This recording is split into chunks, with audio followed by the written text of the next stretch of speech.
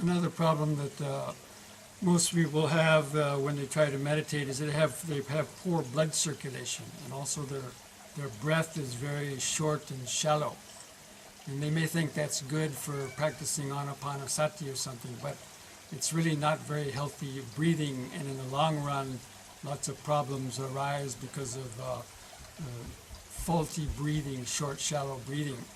And learning what is called complete yogic breathing is one of the most important things that I learned when I was living at a yoga ashram in India. More than so many other postures and so on, was learning to do what is called three-part breathing, or complete yogic breathing.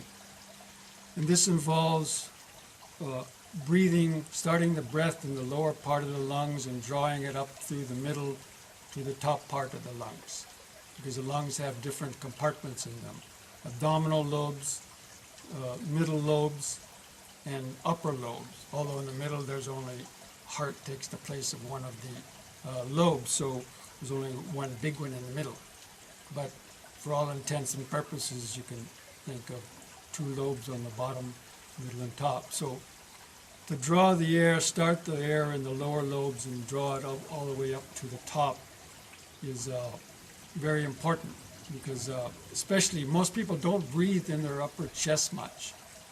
And breathing in the upper chest helps to facilitate circulation of blood and also life force up to the head. And when you breathe in the upper chest, you can almost feel like some energy, going up into the brain, and it's very refreshing. It also helps to open up the upper chest, because we hold a lot of emotions in the upper chest. And because of fear and so on, and this sort of reaction when you hear a loud cracking branch, this fear, and so a lot of people are kind of hunched over, and so many emotions are kind of like held in there.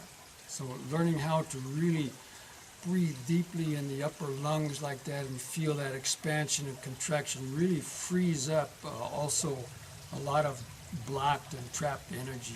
It really is liberating when one can be able to do that deep kind of breathing. But if you have asthma or other type of breathing disorders, then it may be difficult to breathe in the upper lungs, but if you exercise it, you can gradually get relief from those kind of breathing patterns. So I'm just going to go through this very briefly. To practice that, you can place the hands here and try to just feel the expansion and contraction of the lower lobes.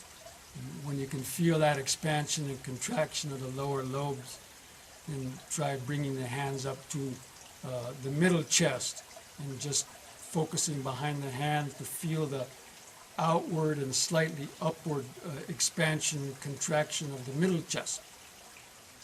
And once you can feel that, then if you raise the hands up higher all the way to the collarbone and the base of the neck, and keep the shoulders up and breathe in, you can feel even a higher lift into the upper lungs. And the idea is you want to take about 2 or 3 seconds to slowly breathe in, hold the air in for at least 2 seconds, even 3 seconds, and then slowly breathe out, taking 2 or 3 seconds to breathe out. So that is called what is meant by deep, slow breathing. And so you could start the breath. Once you're able to breathe in those 3 parts separately, then you can combine it in one breath. You draw the air from the bottom up through the middle and up to the top. And on the out breath, starts from the lower lobes as well, then the out breath, letting the breath out from the abdominal lobes, contracting the middle lobes, and contracting the upper lobes. And then you repeat that. That's called rhythmic breathing. When you're able to take even up to 6 seconds just to breathe in a long, slow, deep breath, holding the breath in for about 3 seconds, and taking 6 seconds to breathe out, and pausing for 1 or 2 breaths before the next in-breath. That's called deep, slow breathing. And if you can do that for several minutes or even 5 minutes, it really sets up a very beautiful and harmonious, tranquilizing vibration, waves, vibrational waves through the whole nervous system. It's very tranquilizing, and it really puts you into, already puts you into a meditative state. So I'm going to demonstrate now a couple postures that help to develop this kind of breathing. It's best to do these postures sitting what's called the Vajrasana. And the first one I want to show you is the high lobe draining exercise. Even if we get air into the upper lobes, we don't always get it out.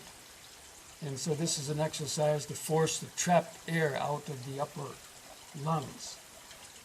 You interlock the fingers behind the back and take a deep breath. On the out breath, you lower the head to the ground, try to get all the air out by the time the head touches the ground. Then raise the arms up as high as you can. That puts pressure on the shoulder blades and forces the trapped air out. You lower the hands and you sit back up on an in-breath. Pulling the shoulders back to draw more air in, and then you would repeat it again. Out breath, head to the floor. And raise the arms to press the trapped air out. Lower the arms, sitting up on the in-breath. And then you could repeat it even a third time. Then the second exercise, you relax the hands to the sides. Just let them hang by the feet. And on another out breath, you lower the head to the ground. On the next in breath, you lift the hips and roll up on top of the head to stretch the neck vertebrae. And that breathes into the upper chest. On the out breath, you sit back down and then sit up on an in breath. And you'd repeat that 2 more times. On the third time, you can stay up on top of the head longer, taking a few breaths into the upper chest. And just one more exercise, exercise to help also open up the hips and to exercise the abdomen. As you place the hands back behind the feet, lean back on the straight arms, let the head go back. On an in-breath, you lift the hips up and arch upwards as much as you can and push the stomach out. In the out-breath, you sit down on the heels, lift the head up a bit, and you just repeat that again. In-breath, lifting the hips up, push the stomach out, arch up. Out-breath, sit down. And then in-breath, lift the hips up.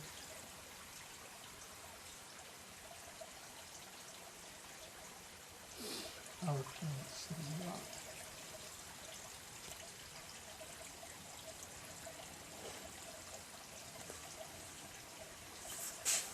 So if one can, if you practice those exercises, those are very good remedial or therapeutic exercises for helping you to strengthen the lungs and to be able to breathe into the lungs more fully and deeply.